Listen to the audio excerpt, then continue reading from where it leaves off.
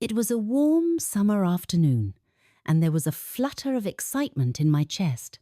I hadn't been out much lately, certainly not to socialise, and at the age of 67, I didn't expect many reasons to change that. Yet today was different. The sun shone brightly through the window, and I could feel the energy of the world outside calling to me. I was meeting up with Nathan, my nephew, and his friend James, two people I hadn't seen in a while. There was something in the air that made me feel alive, in a way I hadn't for years. I stood in front of my closet, carefully selecting what to wear. I wanted something simple, yet elegant, something that would make me feel like the woman I had once been. I pulled out a dresser navy blue one with a modest neckline and a gentle back cut ending just above my knees. It had always been a favourite of mine. It was flattering but not over the top, and it made me feel graceful every time I wore it. I slipped into a pair of black heels, the kind I hadn't worn in ages, and let my hair fall loose around my shoulders. When I gazed at my reflection, I saw more than just the woman who had lived for decades. There was a spark in my eyes that made me feel youthful, as though the years had melted away for just a moment. A soft chime of the doorbell broke me from my thoughts. My heart gave a little leap as I walked toward the door. When I opened it, there stood Nathan, smiling warmly as ever, his tall frame filling the doorway. Next to him was James, his friend from college. I'd heard so much about him over the years from Nathan, but this was the first time we were meeting. "Evelyn, there you are," Nathan said, reaching out to give me a gentle hug. "It's so good to see you." "Good to see you too, Nathan," I smiled, feeling the warmth of his embrace. "And this must be James. It's lovely to finally meet you." James, with his cool and collected demeanour, smiled softly and extended his hand. "Nice to meet you, Evelyn. Nathan's spoken a lot about you." I shook his hand, noticing a hint of curiosity in his eyes as he looked at me. There was something about him that seemed different, something that piqued my interest right away. "Nice to meet you as well, James," I said, stepping aside to let them in. Come in, come in. Can I make some tea?" James politely declined, though, as always, his manners were impeccable. "Thank you, Evelyn, but we were actually thinking of heading straight to the cafe. We figured you wouldn't mind a little change of scenery." I nodded, feeling an unexpected thrill. "All right then, I am ready when you are." I grabbed my purse, locked the door behind me, and we set off toward the town square where my favourite coffee shop had been a constant for years. It was quaint and cosy, nestled in the corner of the square, a place where I could always find comfort. Nathan, as always, filled the space with his warmth and care, asking if I needed help around the house, if I was feeling all right. I appreciated his attention, but something about today felt different, as if the air was charged with something new. We reached the cafe, and I was surprised to see that it wasn't as busy as usual. It felt like the perfect place for a quiet conversation, a rare luxury for me these days. As we sat down, sipping our drinks, James looked at me with a glint in his eye that suggested there was something he wanted to say. "Evelyn," he said, his deep voice carrying a quiet sincerity, "Nathan's told me so much about you, about how much he loves you and all the things you've done over the years. I've been looking forward to meeting you." I smiled back, touched by his words. "Thank you, James. I've lived a simple life here in this town, but it's been fulfilling. I've always believed that people, no matter their age, have something to share with each other." Liam chuckled softly. "Actually, Evelyn, we had a bit of a plan tonight."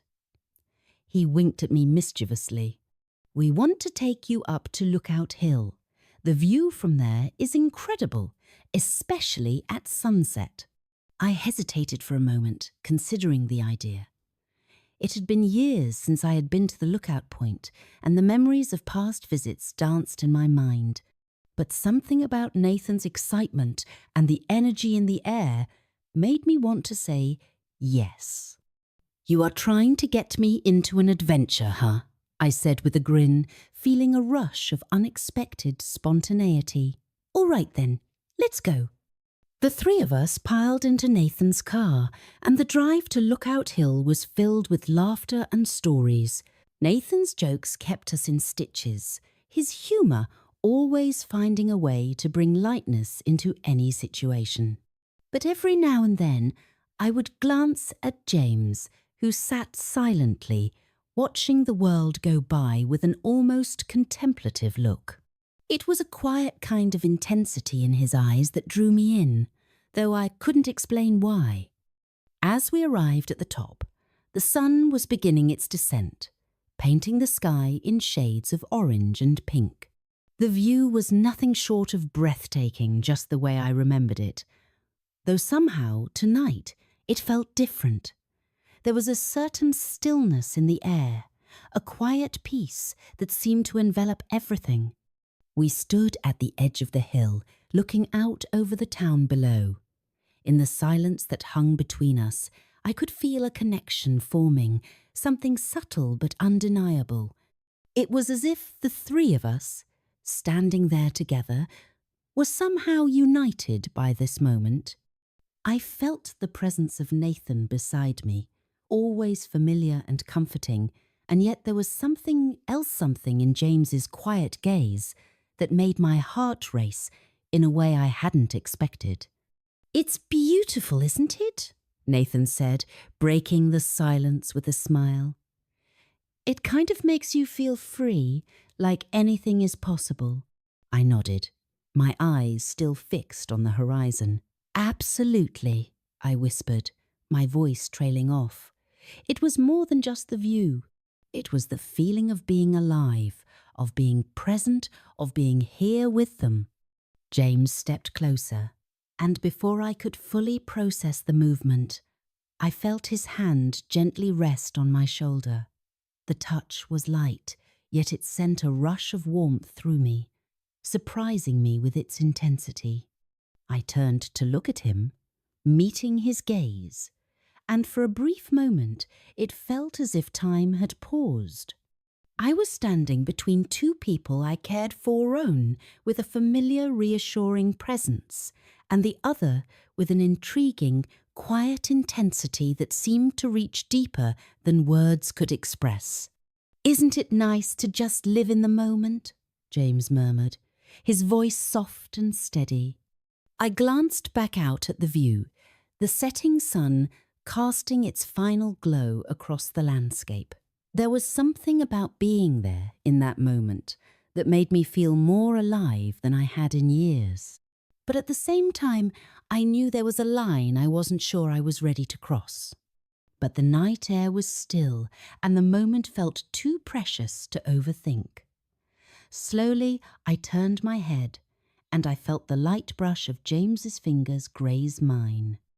It was just a small, fleeting touch, but it was enough to send a wave of warmth through me. It reminded me of the days when I was younger, when every connection felt electric and full of possibility. I closed my eyes for a moment, breathing in the cool evening air. When I opened them again, I found myself looking not just at the landscape, but at the two people standing beside me, Nathan, with his familiar, easygoing smile, and James with that quiet, mysterious presence that seemed to stir something deep inside me. I hadn't expected to feel this way, but here I was, caught between two worlds, the world of comfort and the world of something new, something uncharted. And as I stood there in the fading light of the evening, I couldn't help but wonder what would come next. The night continued to unfold with a sense of quiet magic. The air had cooled and the stars were starting to peek out from the velvet sky above, one by one. The gentle glow of twilight made everything feel more intimate, more connected. I stood there caught between two worlds, between Nathan's familiar warmth and James's subtle but undeniable pull. Both men were a part of my life in their own ways, yet something about this shared experience made it feel as though I was standing on the edge of something new. For a few moments, we stood in silence, simply taking in the beauty of the view. I didn't want to break the peace, but the weight of the emotions stirring within me was almost too much to bear. The rush of memories from my younger days, when every glance, every touch seemed filled with possibility, had returned unexpectedly. And now, standing here, I felt the kind of connection that I hadn't known I had been missing. Nathan noticed the quiet shift between us. He gave me a playful nudge, his easy grin returning. "You okay, Evelyn?"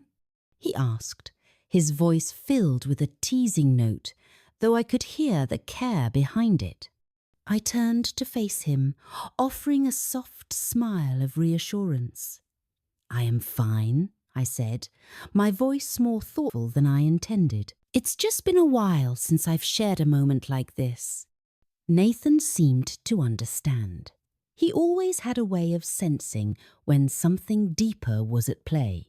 He didn't push, just gave me that understanding nod of his. We stood there for a few moments longer, allowing the silence to settle between us. The sound of the wind rustling through the trees and the distant hum of the town below serving as a gentle backdrop. But then I felt it again, the quiet pressure of James' presence.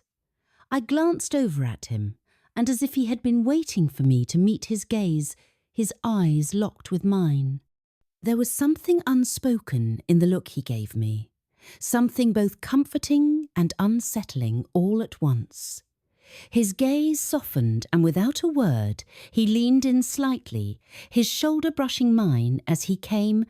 The warmth of his touch, however subtle, sent a shiver through me, and I couldn't quite place it. It wasn't attraction in the way I might have once known, but something more, something deeper.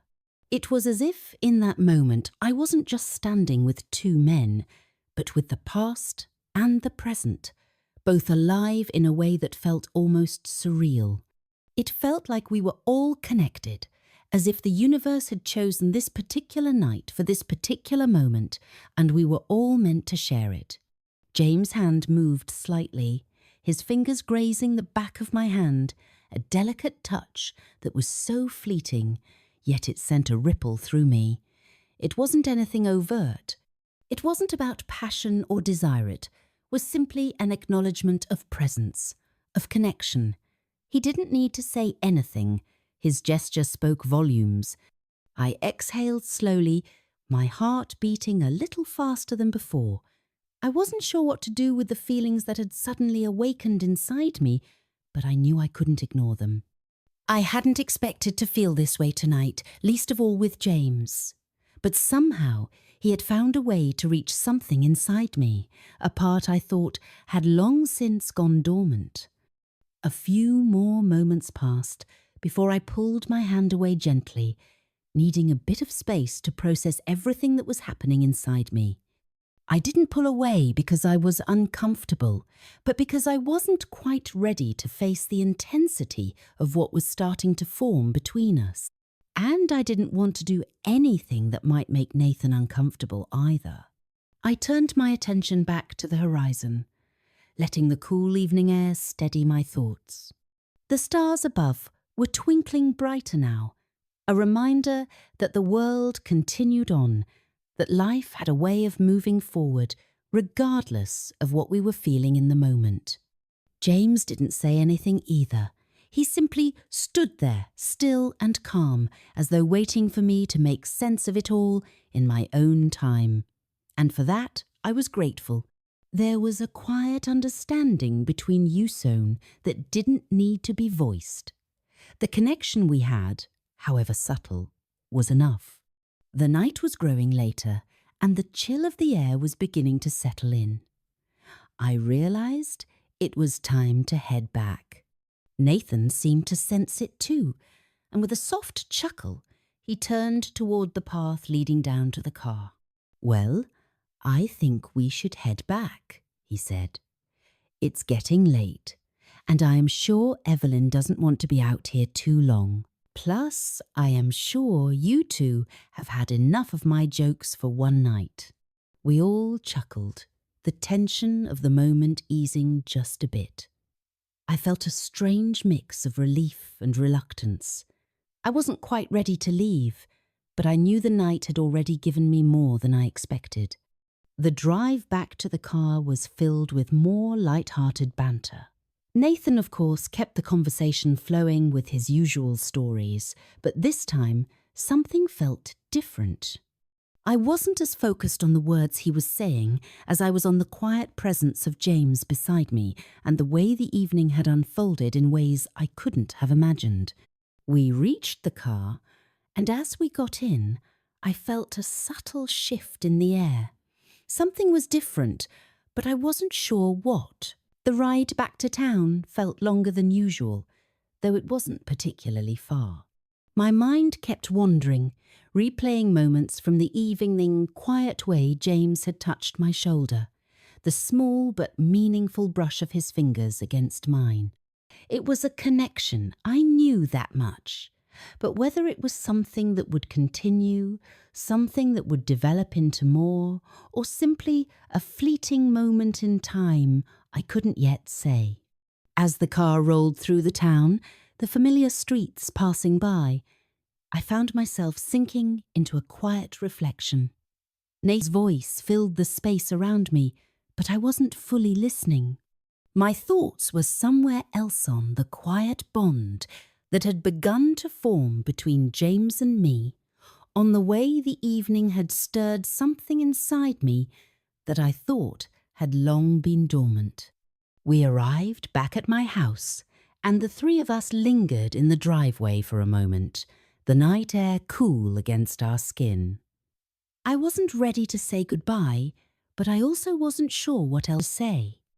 "Thank you for tonight," I said softly, turning to face both of them. I didn't realize how much I needed this. Nathan smiled warmly, his usual grin never fading. "It was our pleasure, Evelyn. We should do this again sometime." James nodded, his gaze still soft and contemplative. "I agree. It's been a good night." I smiled, feeling something stir inside me, a quiet hope, perhaps, that there would be more moments like this, more connections, more chances to feel alive and present. As they drove away, I stood in the doorway, watching their car disappear into the night. And as the quiet enveloped me once again, I realized that tonight had reminded me of something important. Life, no matter how many years go by, is still full of possibilities. There are still moments waiting to be shared, connections waiting to be made. And for the first time in a long while, I was ready to embrace them.